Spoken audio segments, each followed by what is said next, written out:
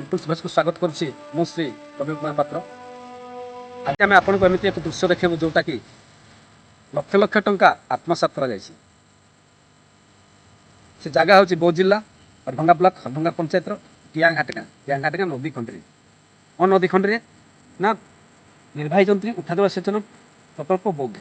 এই যে নদী খণ্ডে যে উঠাজল সেচন প্রকল্প নির্মাণ করা যাই আপনার দেখুন আমি সেই সাইনবোর্ডর চিত্র দেখাউছু আপনার দেখুন से साइनबोर्ड को देखु कार्य आरंभ तारीख 27/10/2022 कार्य शेष तारीख 27/1/2023 किंतु एठी आज पर्यंत कौन प्रकार एटी पाइप नाई मोटर नाई कौन प्रकार विद्युत संजोग नाई सेमिति एक आज पर्यंत पड़ी रही।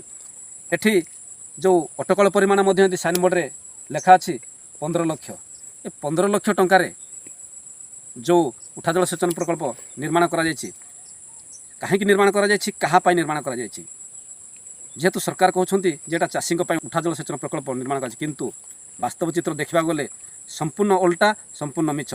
एटी लक्ष लक्ष टंका आत्मसात करा आपन को आउ गोटे चित्र देखा जो उठाजल सेचन प्रकल्पर जो पाइप पोतियापाई जो ड्रेन खोलिबा कथा देखंतु केवल सेठी मात्र खाली ड्रेन खोला जाए आपण से ड्रेन को देखंतु आपण मानक आम देखु केवल खाली खोला जाइए कि पाइप पोता जाए आज पर्यंत। तो कहबार तो ये उठाजल सेचन प्रकल्प जो निर्माण करा नदी रे आपण मैंने देखिए आपण देखेबू से चित्र से केवल खाली बाली पड़ी कौन प्रकार पानी ना। तो कहबार तो ये कहाँपाई केमिति निर्माण करा आमे मध्य आश्चर्य होचु एवं साधारण लोक तो छाड़ू चाषी तो कौन प्रकार जापाना कि चाषी अंधार रे तेणु ये जो निर्माण करा लक्ष लक्ष टंका आत्मसात करा एथिपाई दायी किए एवं दायी क्या करवा सेटा बड़ प्रश्न। तेणु आम पिपुल्स भॉइस तरफ आम जिला प्रशासन को निवेदन करुचु यथाशीघ्र ये जो उठाजल सेचन प्रकल्प निर्माण करा यार विधिबद्ध तदंत करी जो लक्ष लक्ष टंका आत्मसात करा तार उच्चस्तरीय तदंत करी एटा दृढ़ कार्यानुष्ठान ग्रहण करंतु एवं ना भिजिलांस तदंत सापेक्ष कहीं ना भेजिगोरा सुरुंडी डियाघाट जो कुशासिंगा आपन को देखौथुलु से जो उठाजल सेचन प्रकल्पर चित्र प्रत्येक प्रकल्प एमती सब परिस्थिति किंतु सब सब प्रकल्प किंतु 15 लाख आम बुझीपार कौन से किंतु ये लक्ष लक्ष टंका आत्मसात करा तेणु एटा सत्यता पदाक बाहर करी जिला प्रशासन साधारण लोक दृष्टिगोचर को आणतु एवं ये जो दोषी माने अछंती जो विभाग अधिकारी माने तांको विरुद्ध में दृढ़ कार्यानुष्ठान ग्रहण करी चाषी को केमती पानी जोगाई दिया से व्यवस्था करंतु। आम पाखे अच्छा से डियाघाट ग्रामर जड़े चाषी तांकर पॉइंट समस्या कौन अच्छी से प्रतिक्रिया रखिए। अनेक दिन है पाइप बिछा जमी उपर किंतु पानी आसबार ना ना ये सब जगह सब कागज कलम सब चलती कौन सी जिते जगार भी पॉइंट चलुची कौन से पॉइंट भी एवं चलू ना कि तार तत्वावधान करा जाऊ नहीं जो ठेकादार आसिले पाइप बिछे दे चलीगले मोटर नहीं कि करेंट नहीं कौन सी व्यवस्था नहीं पानी जो धर उठाजल सेचन प्रकल्प निर्माण कले तार पानी सुविधा अच्छे नदी कांथरे पानी नहीं बहुत दूर रे जाकि पानी अच्छी से माने खाली पाइप बिछे दौरान पानी उठबार ना ना सेठी करेंट भी नहीं कि मोटर भी बसी नहीं केवल पाइप ही बिछा हो प्रकल्प केते टंका आमे तो कहि पारिबु नै किंतु सब कागज कलम रे चालू रहुची बोली जहाँ सरकार तरफ जना पड़ी लास्ट अपन कना चाहू आमे चाहू किपरि से पानी उठिबो चाषी माने केंदी भलरे टी पानी पाइबे चाष बास टी हबो एठी बहुत जमी तो पड़िया रही जाउची पानी अभाव रे आ जहाँ सगड़िया प्रोजेक्ट रे किछि किछि पानी आछि से धान चाष पई किछि होउची आ जेते नदी चाड़े अच्छी से गुड़ा सबू सेमती कुड़थ चाष पर से जमी सेमती पड़िया रोज प्रति गाँव में आमर हरमाटू धरिकी डियाहाट सुरुंडी भेजगुड़ा सबू जगार ही एमती पाइप बिछा चलती किंतु पानी उठिबार ना ना कि मोटर ना से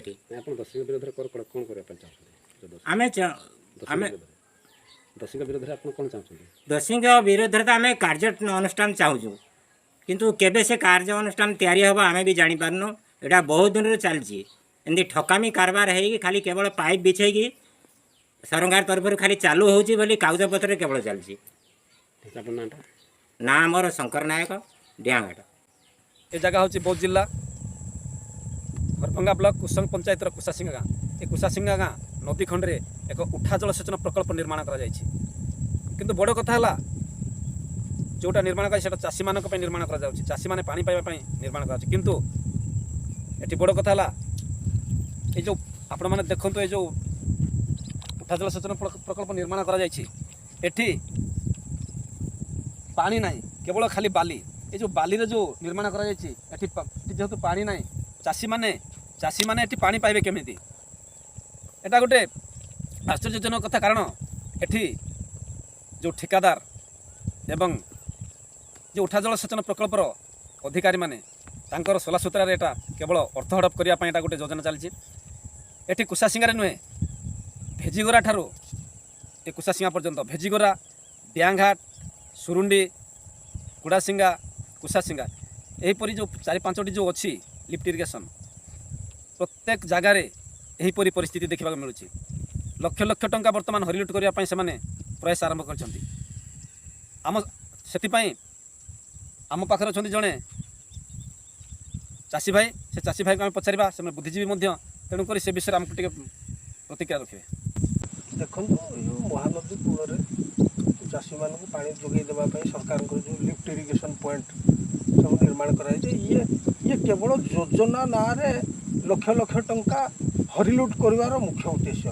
କାରଣ ଆପଣ ଯଦି ବାସ୍ତବ ସ୍ଥିତି ଦେଖିବେ, ଯେତିକି ଲିଫ୍ଟ ଇରିଗେସନ୍ ପଏଣ୍ଟ ପାଖରେ ମାନେ ୱାଟର ସୋର୍ସ କିଛି ନାହିଁ, ବିନା ୱାଟର ସୋର୍ସରେ ଏ ଯେଉଁ ପ୍ରୋଜେକ୍ଟ ଇମ୍ପ୍ଲିମେଣ୍ଟ ଏଗୁଡ଼ା କାହା ସ୍ୱାର୍ଥରେ? ଇଏ କେବଳ ଠିକାଦାର ଯନ୍ତ୍ରୀ ବଧୂଚନ୍ଦ୍ରିକାରେ ଚାଷୀଙ୍କୁ ପାଣି ଦେବାଟା ମିଛ, କୋଟି କୋଟି ହଡ଼ପ କରିବାଟା ସତ। ଯଦି ୟାର ଉଚ୍ଚସ୍ତରୀୟ ଅନୁସନ୍ଧାନ କରାଯାଆନ୍ତା, ଉଚ୍ଚସ୍ତରୀୟ ତଦନ୍ତ କରିକିରି ଏ ଦୋଷୀ ବିରୋଧରେ ଦୃଢ଼ କାର୍ଯ୍ୟାନୁଷ୍ଠାନ ଗ୍ରହଣ କରାଯାଆନ୍ତା ବାସ୍ତବ ସ୍ଥିତିକୁ ଦେଖିକିରି, ତ ଏଭଳି ପରିସ୍ଥିତି ଉପଜନ୍ତା ନାହିଁ। କିମ୍ବା ପ୍ରତ୍ୟେକ ଗାଁରେ ଚାଷୀମାନଙ୍କର ବୈଠକ ଡାକିକି କିଭଳି ପାଣି ଉଠିପାରିବ ସେ ସମ୍ପର୍କରେ ଯଦି ଆଲୋଚନା ହୋଇପାରନ୍ତା, ମାନେ ତାର ରିଜଲ୍ଟ ଠିକ୍ ଚାଷୀଙ୍କ ପାଖରେ ପହଞ୍ଚି ପାରନ୍ତା। କିନ୍ତୁ ଏସବୁ କୌଣସି କଥା ନାହିଁ। ଚାଷୀମାନେ ମଧ୍ୟ ଜାଣିପାରୁନାହାନ୍ତି କେଉଁଠି ଲିଫ୍ଟ ଇରିଗେସନ୍ ପଏଣ୍ଟ ବସିବ, କେଉଁଠୁ ପାଣି ଆସିବ, ଏ ବାବଦରେ ଚାଷୀମାନଙ୍କ ସଂଗଠନ ବା ଚାଷୀମାନଙ୍କ ପାଖରେ ବି ଇନଫର୍ମେସନ୍ ନାହିଁ। କନକ୍ଲୁଜନ୍ ଆଉ କ'ଣ? କନକ୍ଲୁଜନ୍ ହୋଇଛି ଏ ଯେଉଁ ପ୍ରୋଜେକ୍ଟ ଗୁଡ଼ାକ ଇମ୍ପ୍ଲିମେଣ୍ଟ କରିବା ପାଇଁ ଯେଉଁ ମିଛ ପ୍ରୋଜେକ୍ଟ ଯେଉଁ କରାଯାଇଛି, ୟାର ଭିଜିଲାନ୍ସ ତଦନ୍ତ ହେଉ ଏବଂ এই তদন্ত করিকি ଯେଉଁ ଆସିଷ୍ଟାଣ୍ଟ ଇଞ୍ଜିନିୟର ହେଉ, ଜୁନିୟର ଇଞ୍ଜିନିୟର ହେଉ, ଯେ କେହି ପଦାଧିକାରୀ ଏବଂ ଠିକାଦାର ୟାଙ୍କ ବିରୁଦ୍ଧରେ ଦୃଢ଼ କାର୍ଯ୍ୟାନୁଷ୍ଠାନ ହେଉ, ଏଇଟା ହିଁ ଆମର ଦାବି। ଆପଣମାନେ ଶୁଣୁଥିଲେ ଯେଉଁ ପ୍ରତିକ୍ରିୟା ରଖିଥିଲେ ଯେ ଯେଉଁ ଆମର ଚାଷୀ ଭାଇ ଏବଂ ବୁଦ୍ଧିଜୀବୀ ମଧ୍ୟ, ସେ କହିବା କଥା ହେଲା ଯେଉଁ ଲିଫ୍ଟ ଇରିଗେସନ୍ ଯେଉଁ ଆମର ଭେଜିଗୋରାରୁ ଅପ୍ ଟୁ କୁଶାସିଙ୍ଗା ପର୍ଯ୍ୟନ୍ତ ଯେଉଁ ନିର୍ମାଣ କରାଯାଇଛି ସବୁ, ମାନେ ୱାଟର ସୋର୍ସ କେଉଁଠି ନାହିଁ, ମାନେ ବିନା ପାଣିରେ ସେମାନେ ଲିଫ୍ଟ ଇରିଗେସନ୍ ପଏଣ୍ଟ ନିର୍ମାଣ କରିଛନ୍ତି, ମଟର ମଧ୍ୟ ବସାଇଛନ୍ତି। କିନ୍ତୁ କେବଳ ବିଲ୍ କରିବା ପାଇଁ ସବୁ ଷଡ଼ଯନ୍ତ୍ର ଚାଲିଛି। ଏଠି କିଛି ନାହିଁ, କେବଳ ନିର୍ବାହୀ ଅଧିକାରୀ ଯେଉଁ ଜେଇ, ଠିକାଦାର, ମାନେ ସମସ୍ତ ମଧୁଚନ୍ଦ୍ରିକାରେ ମାନେ ଯେଉଁ କୋଟି କୋଟି ଟଙ୍କା ହଡ଼ପ କରିବା ପାଇଁ ପ୍ରୟାସ କରିଛନ୍ତି, ସେଥିପାଇଁ ସେ ମଧ୍ୟ କ୍ଷୋଭ ପ୍ରକାଶ କରିଛନ୍ତି। ଯେହେତୁ ଚାଷୀ ଭାଇ ଜଣେ, এই ଉଠା ଜଳସେଚନ ପ୍ରକଳ୍ପ ସରକାର କୋଟି କୋଟି ଟଙ୍କା ଖର୍ଚ୍ଚ କରୁଛନ୍ତି କାହା ପାଇଁ, କାହା ସ୍ୱାର୍ଥରେ, ସେଇଟା ବଡ଼ ପ୍ରଶ୍ନ। କାରଣ ଚାଷୀମାନେ ଯେହେତୁ ପାଣି ବୁନ୍ଦାଏ ମଧ୍ୟ ପାଇପାରୁନାହାନ୍ତି, ଚାଷୀଙ୍କ ନାଁରେ କୋଟି କୋଟି ଟଙ୍କା ଖର୍ଚ୍ଚ ହେଉଛି, କିନ୍ତୁ ବାସ୍ତବ କ୍ଷେତ୍ରରେ ଦେଖିବାକୁ ଗଲେ ସମସ୍ତ ଚିତ୍ର ଓଲଟା। ତେଣୁ ଚାଷୀ ଭାଇ ଜଣକ ଯେଉଁ ପ୍ରକାର ଦୁଃଖ ପ୍ରକାଶ କରି କହିଛନ୍ତି ଯେ ଏଗୁଡ଼ାକ ସବୁ ଟଙ୍କା ଆତ୍ମସାତ କରିବା ପାଇଁ, ନହେଲେ ଅନ୍ୟ ବାଟ କିଛି ନାହିଁ। ତାଙ୍କର କେବଳ ଗୋଟିଏ ବାଟ, କେବଳ ଚାଷୀଙ୍କ ନାଁରେ ଯେଉଁ କୋଟି କୋଟି ଟଙ୍କା ଅର୍ଥ ଆତ୍ମସାତ କରିବା ପାଇଁ ଷଡ଼ଯନ୍ତ୍ର କରିଛନ୍ତି, ଏଇଟା ଭିଜିଲାନ୍ସ ତଦନ୍ତର ନିହାତି ଆବଶ୍ୟକ ମଧ୍ୟ ବୋଲି ସେ ପରିପ୍ରକାଶ କରିଛନ୍ତି। ତେଣୁ ତାକୁ ଉଚ୍ଚସ୍ତରୀୟ ତଦନ୍ତ କରି ଏ ଯେଉଁ ଉଠା ଜଳସେଚନ ପ୍ରକଳ୍ପ ବିଭାଗର ଯେଉଁ ଅଧିକାରୀମାନେ ତାଙ୍କ ବିରୁଦ୍ଧରେ ଦୃଢ଼ କାର୍ଯ୍ୟାନୁଷ୍ଠାନ ଗ୍ରହଣ କରିବା ସହିତ ଚାଷୀ ଭାଇମାନଙ୍କୁ ପାଣି ଯୋଗାଇ ଦେବା ପାଇଁ ସେ ନିବେଦନ କରିଛନ୍ତି। ଖାଲି ଦେଖିବାକୁ ବାକି ରହିଲା ଉଠା ଜଳସେଚନ ପ୍ରକଳ୍ପ ବିଭାଗର ନିର୍ବାହୀ ଯନ୍ତ୍ରୀ କେବେ ଚାଷୀ ଭାଇମାନଙ୍କୁ ପାଣି ଯୋଗାଇ ଦେଉଛନ୍ତି। ହରଭଙ୍ଗା ବ୍ଲକରୁ ପ୍ରବୀଣ କୁମାର ପାତ୍ରଙ୍କ ରିପୋର୍ଟ, ପିପଲ୍ସ ଭଏସ୍।